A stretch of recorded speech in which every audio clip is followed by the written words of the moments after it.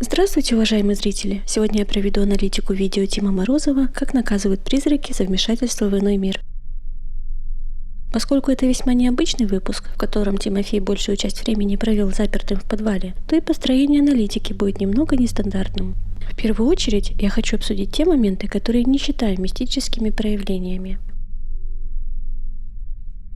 В прошлых видео в этом доме не раз происходили различного рода электромагнитные аномалии, в частности, перепады напряжения, отключение света, быстрая разрядка аккумуляторов, моргание осветителя и так далее. Именно поэтому на этот раз Тимофей решил использовать химический свет для ориентации в пространстве. Некоторые зрители обратили внимание на то, что все хиссы находятся в неподвижном положении, а один из них движется из стороны в сторону. Дело в том, что Тимофей повесил этот хисс на шкаф под углом, и по инерции тот продолжал свое движение до полной остановки. Второй, хоть и интересный, но объяснимый момент – свечение сверху шкафа. Внесем немного наглядности в происходящее. Как вы видите, это всего лишь отблеск от дополнительного экрана экшн-камеры, который закреплен на запястье Тимофея, а звук, который раздался в этот момент времени – это движение ноги Тимофея по полу. Некоторые пользователи просили обратить внимание на этот момент, и, честно сказать, я не могу до сих пор понять, что я должна была увидеть. На скринах были выделены тени от ножек, стульев и стола. При смене ракурса меняется наклон тени, что вполне нормально и логично. Блики же, которые мы наблюдаем, от химических источников света. Когда источник света перекрывается краем стола, камера опускается вниз, то блики пропадают. Когда камера поднимается выше, снова появляются, и в этом нет ничего мистического и паранормального. Когда Тимофей оказался в подвале, многие зрители обратили внимание на банки, в частности, на одну особенную, которая, оказалось, стояла прямо на воздухе. Но, увы, волшебных банок в видео нет. То, что было ошибочно принято за банку, является то ли бутылем, подвешенным к верхней балке, то ли причудливой формой подставкой под свечу или лампу. Изображение не самое лучшее, конечно. А теперь я хочу обсудить такой момент. Тимофей в своих видео устанавливает камеры ночного видения для фиксации происходящего в то время, когда сам отсутствует в помещении. Скажу сразу, это недорогие навороченные камеры ночного видения, у них довольно слабое разрешение. В них используется дополнительная инфракрасная подсветка определенной длины волны. По большей части это видеорегистраторы, хоть и ночного видения. Использование инфракрасной подсветки приводит к тому, что при появлении в зоне ее действия различного рода мелких частиц лучи начинают отражаться от них, и этот отраженный свет воспринимается матрицей камеры. Речь идет о таких частицах, как пыль, снег или дождь. Это равносильно попытке сделать фотографию со вспышкой в метель. В нашем случае инфракрасный луч отражается от пыли, когда те или иные пылинки попадают в зону луча. Таким образом, пыль становится похожа на светящиеся шары. Разные размеры и расплывчатость таких шаров обуславливаются близостью к объективу камеры, а также нахождением в фокусе. Данная проблема существует именно у видеорегистраторов с функцией ночного видения. На основной камере Тимофея такого явления не наблюдается. Конечно, все это не значит, что на видеорегистраторе не могут запечатлеться орбы, но ко всему этому стоит подходить осторожно и брать в расчет особенности этих камер. Теперь, после обсуждения хоть и интересных, но все же не мистических явлений, мы плавно переходим к спорным ситуациям. Первое из них – отключение экшн-камеры. Там земля. Камера моя. Я не могу со стопроцентной уверенностью отнести отключение экшн-камеры к паранормальной активности. Такая камера имеет время работы от 50 минут до 2 часов в режиме съемки, в зависимости от качества записываемого видео. Неизвестно, сколько шла съемка на момент отключения камеры, и есть вероятность, что у камеры просто кончился заряд аккумулятора. Но есть и второй вариант. В прошлых видео, да и на стримах, были зафиксированы различные электромагнитные аномалии, как выключение света, его моргание, так и быстрая разрядка аккумуляторов и отключение другой техники, например, отключение стабилизатора в первом видео из этого дома. Еще один спорный момент – звук капающей воды, когда Тимофей находился в подвале на вторые сутки своего заточения. Если увеличить громкость аудио, мы слышим звук, напоминающий шум дождя.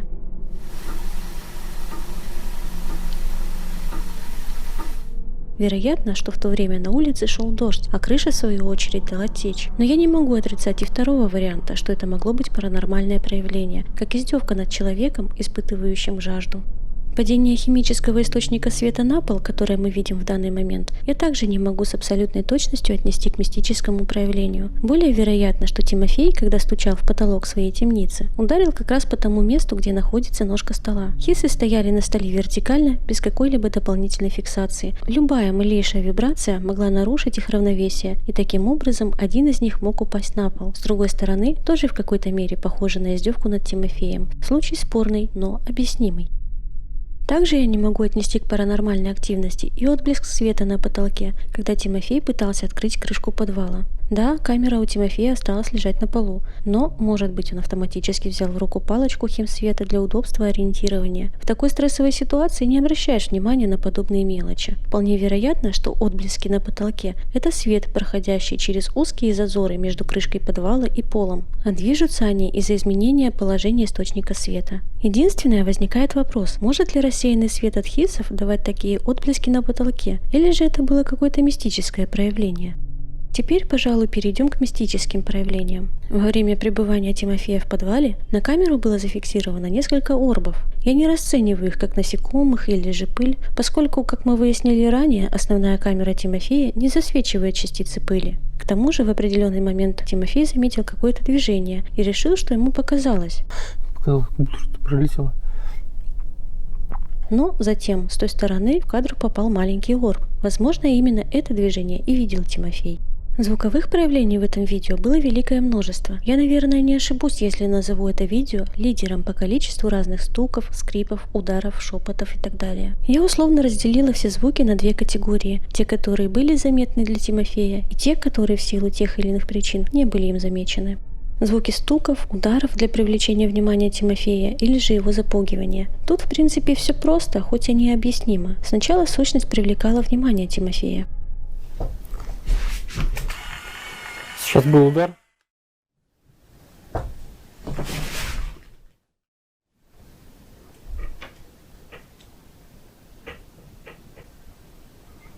Откуда идут удары? Стук из подвала был просто приманкой, чтобы заманить Тимофея в ловушку. То, что началось затем, это способ психологического давления, как попытка наказать Тимофея за его самоуверенное и дерзкое поведение. Что-то гудит. Я не знаю, что могло издавать подобный гул в этом месте. Вероятно, просто очередной способ воздействия на Тимофея. Инфразвук у людей вызывает чувство тревоги и беспокойства. Человек начинает ощущать подавленность и безысходность. Для большинства зрителей самым пугающим был звук то ли хрипа, то ли дыхания, то ли шипения. Кто разберет, что там эта сущность делала? Ясно одно, она давала понять Тимофею, что находится рядом с ним, а ему никуда не деться из ловушки.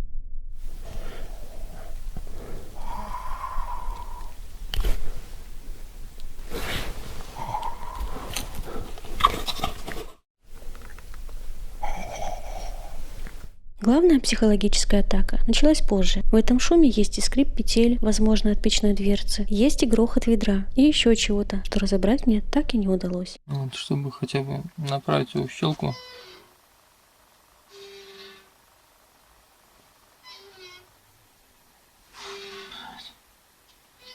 Что это?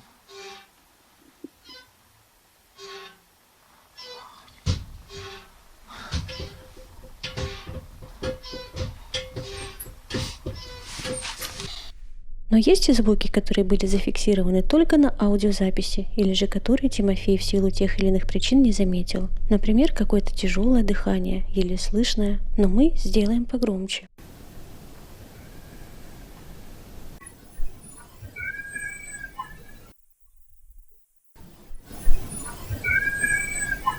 Приведу еще серию странных звуков, напоминающих чьи-то шаги. Обращу ваше внимание на то, что Тимофей находился неподвижно около стола и не мог издавать подобных звуков. Более того, сам он их не слышал. Вероятно, это и есть проявление ГФ в таком вот необычном виде.